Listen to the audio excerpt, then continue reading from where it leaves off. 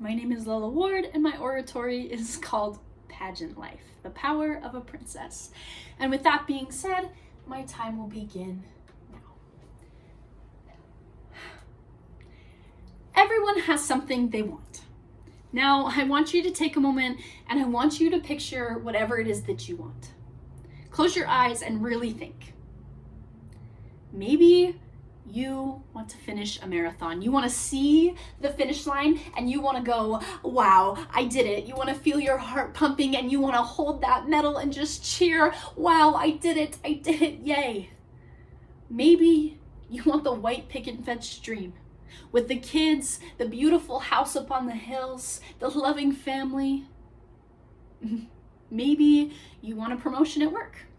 You want to hold a jacket. You want to have a nice suit and tie. And you want to say, I have the big bucks.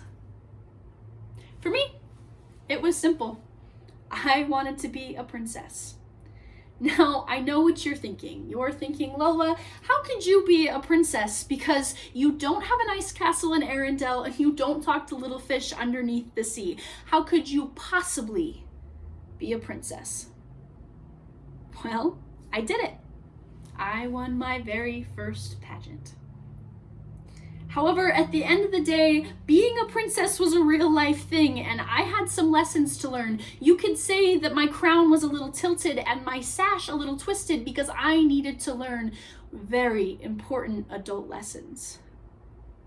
First, I needed to learn to be authentic, to be myself, that everyone else was already taken. Next, I needed to learn to be confident. I needed to learn that no, even if the world is looking at you funny, that you need to put your shoulders back and you need to say, this is who I am and I'm here. And then finally, I needed to learn to be accountable, not just to myself anymore, but I had constituents. I needed to be accountable to others. So yes, I had to learn authenticity, confidence, and accountability to be a princess. Authenticity. When I first started the pageant, I was so fixated on what the other girls were doing. How they were curling their hair, what color their dress was, what their talent was. If it was a talent, are you singing? And if so, what song are you singing? I wanted to be just like them. Spoiler alert, I lost that pageant, and there I was sitting on the Syracuse High steps sobbing because the curling iron burnt my hair, the dress washed me out, and my song was too flat. There I was, not a princess, just a heartbroken little girl with a dream. But the next year, I got a COVID year, which I consider a blessing. And I know what you're thinking, how could a COVID year be a blessing? Well, it's simple, really. I got the opportunity to be myself. I was isolated from the girls, so I didn't have their influence, their unknowing influence. I had to be myself. I got to pick whatever song sounded best in the shower. I got to pick whatever dress looked best in my closet. I didn't worry about how my hair looked. I just let it go free like the wildfire that it is. And I won. So as corny or dorky as it sounds, being my most authentic self won. And that stuck with me. I wanted to be who I was, not just on pageant day, but every day of the year. And I wanted everyone to know that that's who I was. And not only that, it was so important to me that as I left behind my crown, I left behind a quote. And it says, authenticity, something you literally can't learn. Because I want every young girl who's becoming a princess, or every young girl that's becoming a basketball player, or I want every boy who's becoming a police officer, or every boy who's becoming a construction worker or a ballet dancer. I want them to know that they are okay to be themselves. Be yourself. Everyone else is already taken. That's the lesson that I wanted to leave behind. It was so important to me that right under my face is authenticity. Something you literally can't learn. Confidence. confidence. There was a girl, she came to me and she said, "Why am I not winning any pageants?" She competed in a different level than I did, different state. And I asked her, I was like, well, let's take a look at it. And I looked at everything and I finally got to her talent video. She was a beautiful artist. I am talking gorgeous artwork. And I was watching her present in her talent video. And she stood to the corner and she held it like this. And she looked down and she mumbled. And I told her, I said, "You're not being confident enough with your artwork." I told her, I said, "I want you to stand there and I want you to be so confident it blows them away. I want you to hold your artwork to the side and I want you to say, this is a Picasso painting. This is the next 7 wonders of the world. This is mine. I created it. It's beautiful and you can't find anything else like it," because that's what confidence is. It's to stand there with your unapologetically and say, "This is who I am," and you own it. And yeah, to me, confidence is walking across a runway and it's strutting your stuff.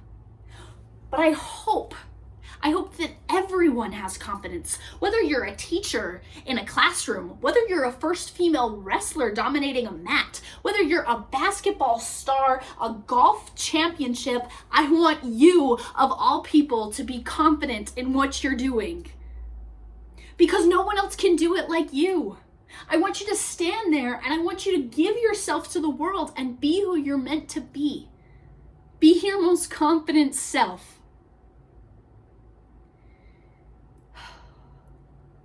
I got the opportunity to pick the theme for the 2022 pageant. And I got to say, the best thing you can wear is confidence. Now, I picked this quote simply because there seems to be a stereotype in pageants, and that stereotype is it's about what you wear.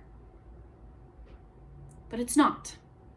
I wanted everyone to know that no matter what they were wearing, as long as you were wearing it with confidence, it looked great on you. That's a lesson that I had to learn. I had to learn that no matter what dress I picked, as long as I wore it with confidence, it looked like it would belong at the Met Gala. I had to learn that no matter what color, no matter the size, no matter the price tag, no matter the cut, that if I wore my dress with confidence, it was the best thing that I could wear. And I want every single princess to know the same. Accountability. There are 2 types of accountability. One is being accountable to yourself, and the other is being accountable to others. Let's start with accountability to yourself. Cool fact, I have wanted to get up for the gym at 4:30 3 days in a row now. I have made 0. Now, being accountable to myself would be making myself get up, waking up and making myself hit the floor and start. But I'm not doing that. Accountability are these little habits that you create to be the best version of you, because you need to be the best version of you to show off the best version of you. And then accountability to others. My first time in the royal court that I was in, I was late. I had a morning where I was balancing things on my head and I was looking for my shoes and my keys and I was panicking, but ultimately I was late. I had let down the people that I loved most. And that was hard. I needed to be on time. And then I was a leader. People are looking up to you. You need to lead by example. You need to be there when people need you. That's being accountable to others. I stand here today with a tiara on my head, a sash across my body, and a beautiful, beautiful arm wave. You might not, and that's okay. It doesn't matter what you do. It doesn't matter who you are, what your passion in life is, what you believe will fill the world with success, no matter how your voice sounds. No matter who you are or what you're doing, I hope you're authentic. I hope that you are your true self despite what other people may think. I hope you're confident. I hope you put your shoulders and your wings back and you say, wow, I'm amazing. I'm doing good. And I hope you're accountable, not only to yourself, but the people that you're leading, because you are a leader. That's what I believe success is. And that's how I became a princess. Thank you.